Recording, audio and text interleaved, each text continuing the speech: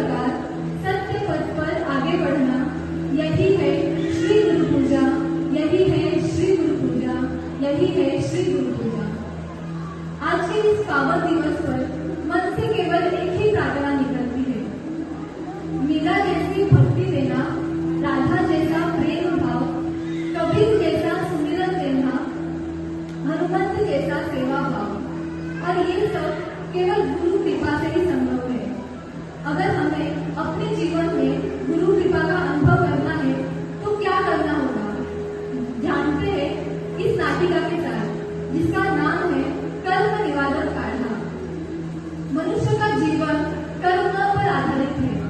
अगर मनुष्य अच्छे कर्म करेंगे तो सुख प्राप्त करेगा और बुरे कर्म करेंगे तो दुख।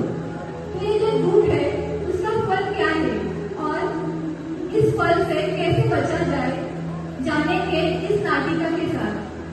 मंच पर आग्रह करते हैं हमारी प्यारी गुरु बहनों से कि वो इस नाटिका को प्रस्तुत करें, जिसका नाम है कर्म निवारण काढ़ा। बोलिए सद्गुरु श्री आशुतोष महाराज जी की, सच्चे दरबार की। आवाज नहीं आ रहा है, भूख लगी है क्या सबको? जोरदार जयघोष के साथ आरंभ करेंगे। बोलिए सद्गुरु महाराज जी की, सच्चे दरबार की।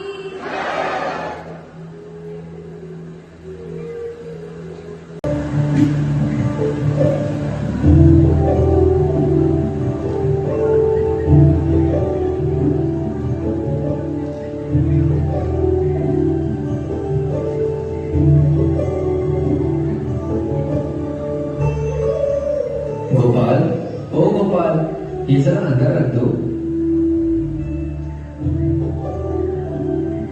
बाबा, आप ये क्या कर रहे हैं? नारायण, आ गए बाजार से। अच्छा हुआ, मैं ये आम पन्ना बना रहा हूँ। बाबा, इतना सारा आम पन्ना किस लिए? कुछ विशेष बात है क्या? लगता है पूरे गांव को पिलाने वाले हैं आप ये आम पन्ना। अरे पूरे गांव को नहीं पिलाना, अपने गांव के पीछे जो अनाथ आश्रम है ना, वहां देना है। मैं हर साल आम पन्ना बना के वहां भेजता हूँ, पता तो है तुम्हें। हाँ हाँ पिताजी, याद आया। पर आप ये स्वयं क्यों बना रहे हैं? भगवान की दया से हमारे पास सब कुछ है, संपत्ति, जमीन, जायदाद, किसी भी चीज की कोई कमी नहीं है। घर में इतने सारे लोग हैं काम करने के लिए, फिर भी आप स्वयं लगे हुए हैं। वैसे पिताजी, एक बात बताइए, आप सीधे सीधे धन का दान क्यों नहीं दे देते? ओहो बेटा, एक बात समझ लो, दान में अगर हमारी थोड़ी मेहनत भी हो तो दान अधिक पुण्य देता है। इसीलिए मैं स्वयं ये पन्ना बना रहा हूँ। मनुष्य जितना पुण्य अर्जित कर सके उतना ही उसके लिए अच्छा है। जी पिताजी, ठीक है, मैं समझ गया। ये मुझे दीजिए, मैं इसे रख देता हूँ। हे मालिक, हे नारायण। अरे अरे ये लीजिए, थोड़ा पानी पी लीजिए। आपकी तबीयत ठीक नहीं है, कितनी बार कहा है ज्यादा काम मत कीजिए। चलिए अब वहाँ बैठिए, ये सारे काम होते रहेंगे। हे पांडुरंगा, आपको तो ज्वर है। नारायण, जा जरा वैद्य जी को बुला कर लेकर आ। कुछ तो कर नारायण, कुछ तो कर। हाँ हाँ माँ, आप परेशान ना होइए, मैं अभी बुलवा रहा हूँ। अरे भाग्यवान, क्यों चिंता करती है? कुछ नहीं हुआ है मुझे, ठीक हूँ मैं। बस सुबह से शरीर में थोड़ा दर्द है। औषधि से ठीक हो जाऊंगा, बिल्कुल बिल्कुल चिंता मत करो। चुप हो जाइए, ये ज्वर और खांसी आपको आज से नहीं कई दिनों से है। कैसे चिंता ना करूं? आप तो अपनी सेहत पर ध्यान देते ही नहीं, ऐसे कैसे चलेगा बताइए? आइए वैद्य जी, आइए, देखिए ना, जल्दी कुछ कीजिए।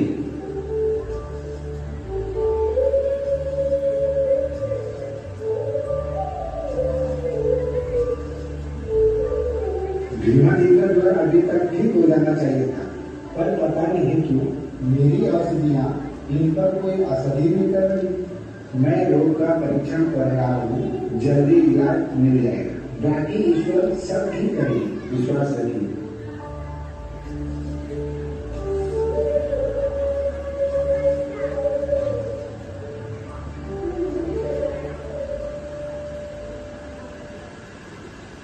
कुछ दिनों बाद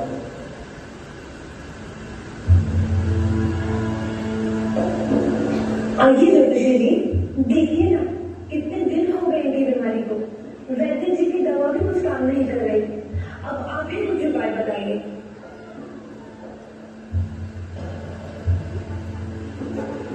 भीमा जी अपना हाथ दिखाइए।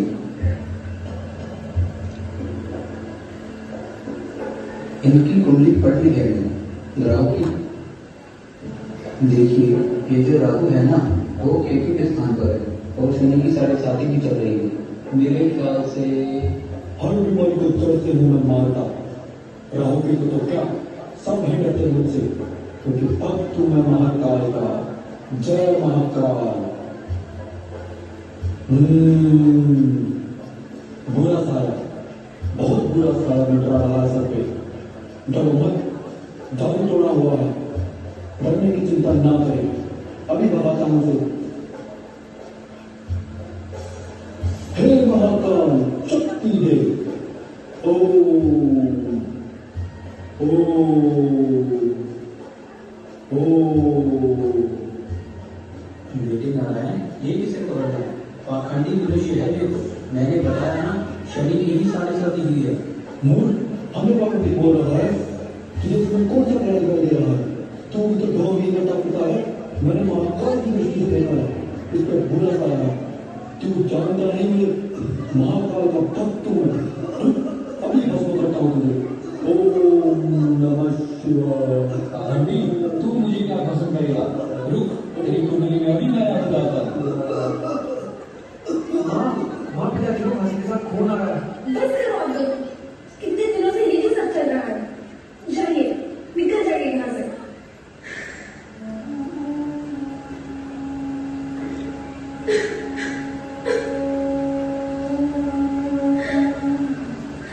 ईश्वर, ये क्या हो रहा है? जीवन में हमने कभी किसी का बुरा नहीं चाहा। फिर भी ऐसा दिशा इन्हें ही होना था। क्या फायदा हमारा इतना दान पुण्य करके? कुछ तो रास्ता दिखाइए। हे पांडुरंगा, अब क्या होगा? मदद कर पांडुरंगा, मदद कर। हौसला रखिए ताई, हौसला रखिए, ईश्वर पे भरोसा रखिए, पांडुरंग सब ठीक कर देंगे। क्या तुम्हारी पानी? हाँ हाँ यही है। किसका पत्र है? नारायण गोविंद दौड़कर जी का। हाँ हाँ लाइए दीजिए। धन्यवाद। माँ नाना साहब काका का पत्र आ गया है। आ गया? देख तो क्या लिखा है? शायद अब यही कोई हमें रास्ता दिखाए। जल्दी पढ़ना है, जल्दी पढ़ो। हाँ हाँ मैं भी यही सोच रहा हूँ। नाना काका बाबा के घनिष्ठ मित्र हैं, इसलिए तो बाबा की बीमारी के बारे में हमने उन्हें सूचित किया। शायद काका ही हमें किसी अच्छे वैद्य का पता बता दे। अभी पढ़ता हूँ पत्र। प्रिय मित्र भीमा जी, तुम्हारा पत्र मिला। तुम्हारे जड़ क्षय रोग को जानकर बहुत दुख हुआ। जानता हूँ सभी उपचार असफल रहे। सभी प्रकार के पूजा पाठ, तंत्र मंत्र इत्यादि का भी सहारा लिया, पर किसी से तुम्हें कोई फायदा नहीं हुआ। परंतु निराश न होना मित्र, जब सभी प्रयास विफल हो जाते हैं तो मात्र साईं की शरणागति ही पार लगा सकती है। इसलिए यह अंतिम उपाय भी कर लो और साईं चरणों में नतमस्तक हो जाओ। साईं के पास तो हर मर्ज की दवा है। सारी चिंता का त्याग करो और शीघ्र ही साईं दर्शन के लिए द्वारका माई शिरडी प्रस्थान करो। साईं की शरण में चले जाओ, बाकी साईं सब ठीक करेंगे। तुम्हारा मित्र नाना साहेब। नारायण नारायण, मुझे साईं के द्वार ले चलो। शीघ्र मुझे शिरडी ले चलो। अब ये भार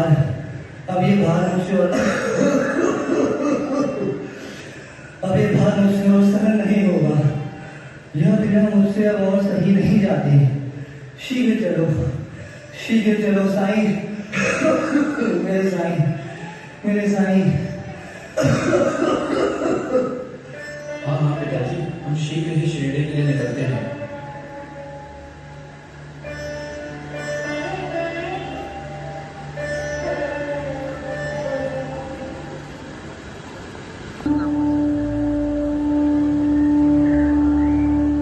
अच्छे और बुरे दोनों ही कर्म लाखों की भीड़ में भी अपने कर्ता को ढूंढ ही लेते हैं।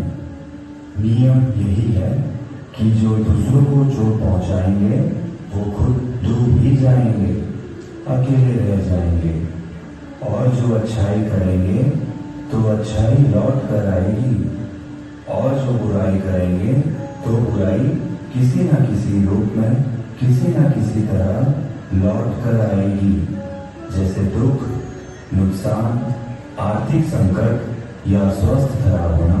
और अच्छे काम सुख पुण्य की भांति के रूप में प्राप्त होंगे। साईं, ये तो अच्छे और बुरे कर्म की बात है, लेकिन जिसने हमेशा अच्छे काम किए उनका क्या? अभी अपने रामा को ही देख लो, जीवन भर कितना दान पुण्य किया, फिर भी उसे कितने कष्ट सहने पड़ रहे हैं। हमेशा रोग से ग्रस्त ही रहता है। सटीक सवाल पूछा तुमने दोनों। कुछ हमारे पूर्व कर्म भी होते हैं।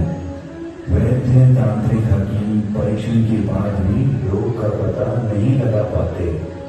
यदि रोग पता चल भी जाए तो उसका सही उपचार नहीं मिलता। यदि उपचार मिल भी जाए तो औषधि प्राप्त नहीं होती, तो शरीर पर उसका कोई प्रभाव नहीं पड़ता। तो ऐसे में क्या करना उचित होगा साईं? कर्म संस्कारों पर आधारित ऐसे लोगों के लिए मात्र एक ही उपचार है, कर्म निवारक काढ़ा, और यह केवल पूर्ण गुरु की शरण में जाकर ही मिलेगा। ऐसे में पूर्ण सद्गुरु की शरण में जाकर ब्रह्म ज्ञान को प्राप्त करें, उसका नियमित अभ्यास करें, गुरु द्वारा दी गई प्रत्येक आज्ञा का पूर्णतः पालन करें। बस हो गया कर्म निवारक काढ़ा। इसे सेवन करेंगे तो निश्चित ही रोग मुक्त हो जाएंगे, कर्म मुक्त हो जाएंगे। मेरे साईं, मेरे साईं। हम पिताजी बस आ गए हैं द्वारका में। चलो चलो जल्दी पिताजी को लेकर चलो।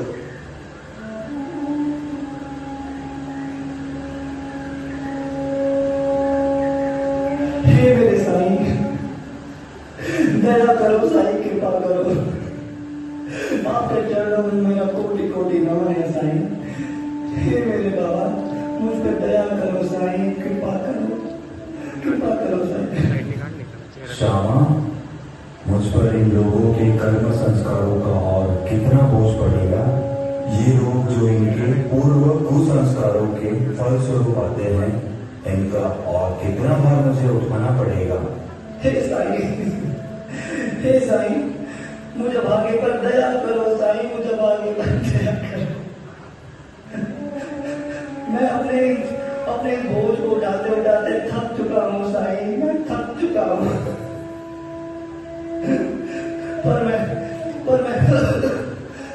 पर मैं अपने संस्कारों के भार आप पर नहीं डालने आया। कृपया मुझे उपाय बताइए कि मैं किस प्रकार मैं अपने पूर्व संस्कारों का शमन कर सकता हूँ साईं। किस प्रकार मैं अपने पूर्व संस्कारों का शमन कर सकता हूँ? मुझे उपाय बताइए साईं, मुझे उपाय बताइए साईं, मुझे उपाय बताइए। हे साईं, कृपा करो साईं, कृपा। भीमा, इन कर्म संस्कारों से छुटकारा पाने का मात्र एक ही उपाय है, ब्रह्म ज्ञान की ध्यान साधना। ब्रह्म ज्ञान की अग्नि में ही तुम अपने सभी कर्मों को पूर्णतः भस्म कर सकते हो। इसी प्रक्रिया द्वारा तुम अपने कर्मों के फल को भोगने से बच सकते हो, इस पीड़ा से मुक्त हो सकते हो।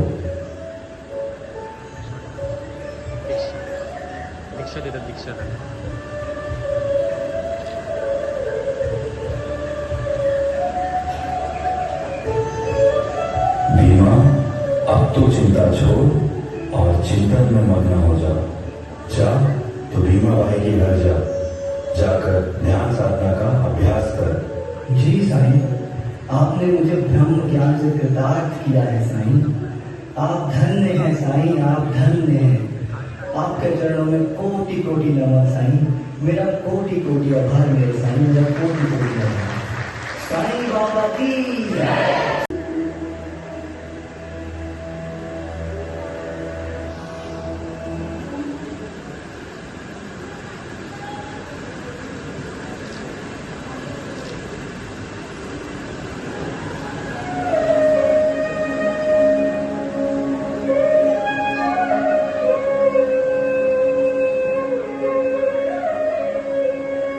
आइए भीमा जी, आइए, आपका मेरी कुटिया में स्वागत है। ऐसे दम हुआ छोटे से घर में मैं कैसे रहूंगा? यहाँ के गीले फर्श को देखकर तो प्रतीत हो रहा है मानो गीली मिट्टी से इसको अभी अभी समतल किया गया हो। अरे भीमा ये तो क्या सोच रहा है? नहीं नहीं, मुझे हर परिस्थिति में गुरु की आज्ञा में ही चलना है। साईं के मुख से निकले शब्दों का अक्षरशः पालन करना है। वे जिस स्थिति में रखेंगे वैसे ही मैं रहूंगा। मुझे मनमुख नहीं, गुरुमुख बनना है। हाँ, मुझे गुरुमुख बनना है।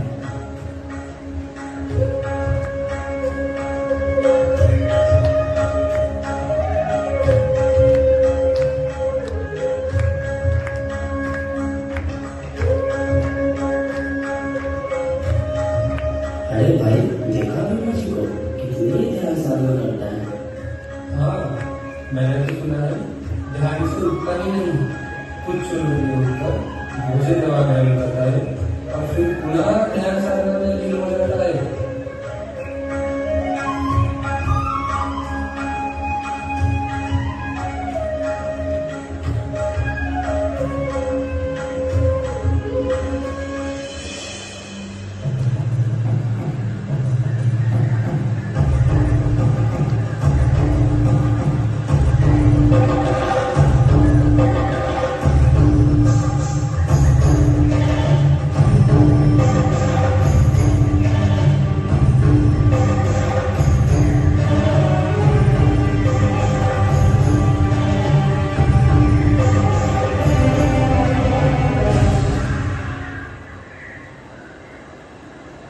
अरे अरे ये क्या हुआ? ये कैसा अनुभव देखा मैंने? अरे क्या हुआ भीमा जी, इतना क्यों बड़बड़ा रहे हो? अभी अभी मुझे दिव्य अनुभव हुए हैं और अनुभवों के बाद मानो मेरे शरीर में नवी ऊर्जा का संचार हुआ है। मैं काफी हल्का महसूस कर रहा हूँ। ऐसी ताजगी व ऐसी स्फूर्ति का अनुभव मैंने पहले कभी नहीं किया। धन्य है मेरे साईं, धन्य है। जय साईं राम, जय साईं राम। जय साईं।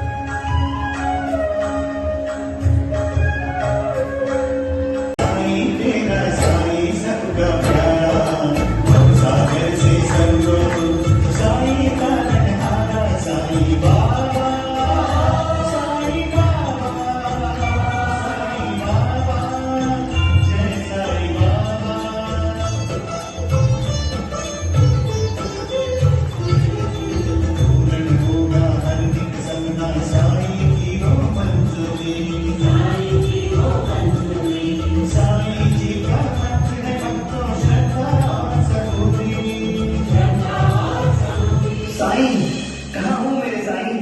बाबा, कहाँ हो मेरे बाबा? बाबा, आपके चरणों में कोटि कोटि नमन। आप धन्य हैं साईं, आप धन्य हैं। मेरा प्रणाम स्वीकार करें साईं, प्रणाम स्वीकार करें। बाबा, आपकी कृपा ने असंभव को संभव कर दिखाया बाबा, संभव कर दिखाया। मेरे असाध्य रोग का उपचार हो गया बाबा। आपका यह ऋण मैं इस जन्म में तो क्या किसी भी जन्म में नहीं उतार पाऊंगा मेरे बाबा। साधना की अवस्था में थोड़ा सा कष्ट देकर सूली को शूल बना दिया। आप धन्य हैं मेरे साईं, आप धन्य हैं। आपके चरणों में बारंबार प्रणाम मेरे साईं, बारंबार प्रणाम।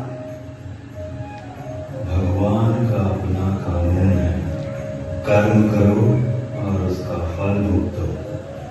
लेकिन भगवान की सरकार बड़ी दयालु है, इंसान को जब कभी अपने कर्म पर पछतावा होता है तो उनकी सरकार इंसान को माफ भी कर देती है। राम जी सबका भला करे, सबका मालिक एक।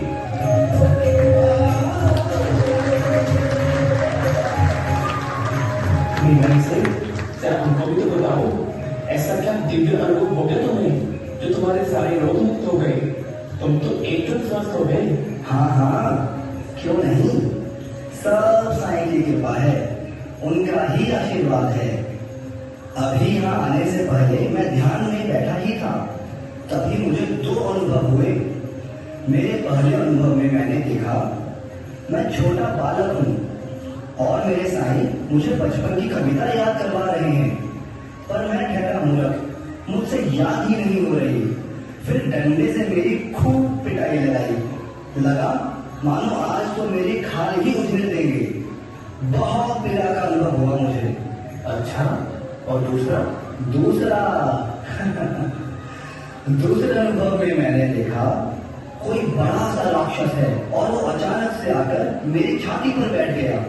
मैं असमंजस में था कि वो और जोर लगाने लगा, मानो किसी ने बड़े बड़े पत्थर मेरी छाती पर रख दिए हों। ऐसा प्रतीत हुआ कि मानो मेरे प्राण पखेरु ही उड़ जाएंगे, सांस ही नहीं आ रही थी मुझे। बाबा रे, ये कैसा अनुभव हुआ? क्या समझे अब इसका? वही तो, लेकिन जैसे ही अनुभूतियां समाप्त हुई, लगा मानो मेरे ऊपर से कोई बहुत बड़ा बोझ उतर गया है। मैं तो काफी हल्का महसूस करने लगा। शरीर में ऐसी ताजगी व ऐसी स्फूर्ति का अनुभव हुआ जैसे किसी ने नवीन ऊर्जा का संचार कर दिया है। देखो, तुम्हारे सामने मैं यहाँ स्वस्थ और निरोगी खड़ा हूँ। सब मेरे सदगुरु साईं की कृपा है। ब्रह्म ज्ञान की ध्यान साधना ने असंभव को संभव कर दिखाया है। सच में साईं के कर्म निवारक काढ़े का ही तो यह गुण है। सब ब्रह्म ज्ञान की ध्यान साधना का ही फल है। मैं तो कहता हूँ, जीवन में कोई भी समस्या हो, कर्म निवारक काढ़ा पीते रहो, यानी ब्रह्म ज्ञान की ध्यान साधना करते रहो और गुरु कृपा को पाते रहो। जय साईं राम, जय साईं राम, जय साईं राम।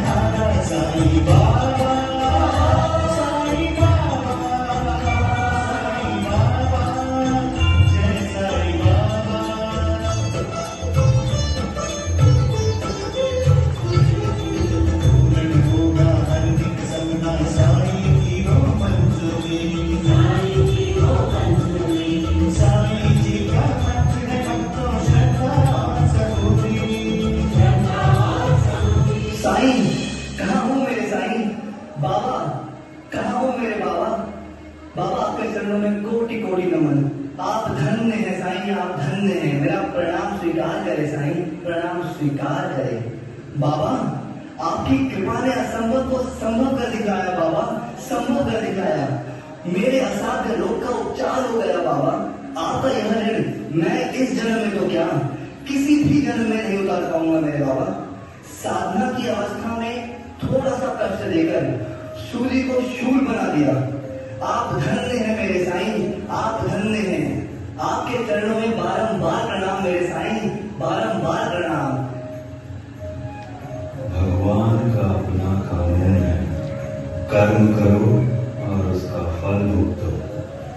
लेकिन भगवान की सरकार बड़ी दयालु है। इंसान को जब कभी अपने कर्म पर पछतावा होता है तो उनकी सरकार इंसान को माफ भी कर देती है। राम जी सबका भला करे, सबका मालिक एक।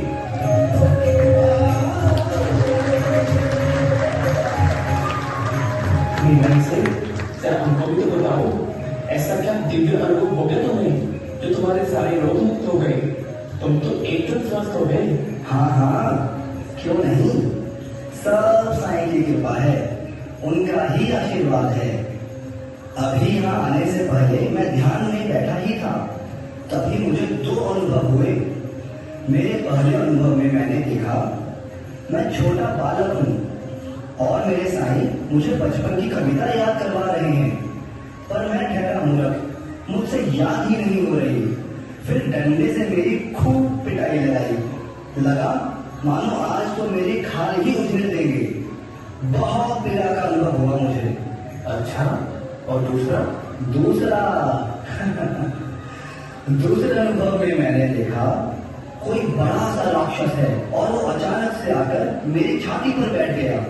मैं असमंजस में था कि वो और जोर लगाने लगा, मानो किसी ने बड़े बड़े पत्थर मेरी छाती पर रख दिए हों। ऐसा प्रतीत हुआ कि मानो मेरे प्राण पखेरु ही उड़ जाएंगे, सांस ही नहीं आ रही थी मुझे। बाबा रे, ये कैसा अनुभव हुआ, क्या समझे अब इसका? वही तो, लेकिन जैसे ही अनुभूतियां समाप्त हुई, लगा मानो मेरे ऊपर से कोई बहुत बड़ा बोझ उतर गया है। मैं तो काफी हल्का महसूस करने लगा। शरीर में ऐसी ताजगी व ऐसी स्फूर्ति का अनुभव हुआ जैसे किसी ने नवीन ऊर्जा का संचार कर दिया है। देखो, तुम्हारे सामने मैं यहाँ स्वस्थ और निरोगी खड़ा हूँ। सब मेरे सद्गुरु साईं की कृपा है। ब्रह्म ज्ञान की ध्यान साधना ने असंभव को संभव कर दिखाया है। सच में साईं के कर्म निवारक काढ़े का ही तो यह गुण है। सब ब्रह्म ज्ञान की ध्यान साधना का ही फल है। मैं तो कहता हूँ, जीवन में कोई भी समस्या हो, कर्म निवारक काढ़ा पीते रहो, यानी ब्रह्म ज्ञान की ध्यान साधना करते रहो और गुरु कृपा को पाते रहो। जय साईं राम, जय साईं राम, जय साईं राम।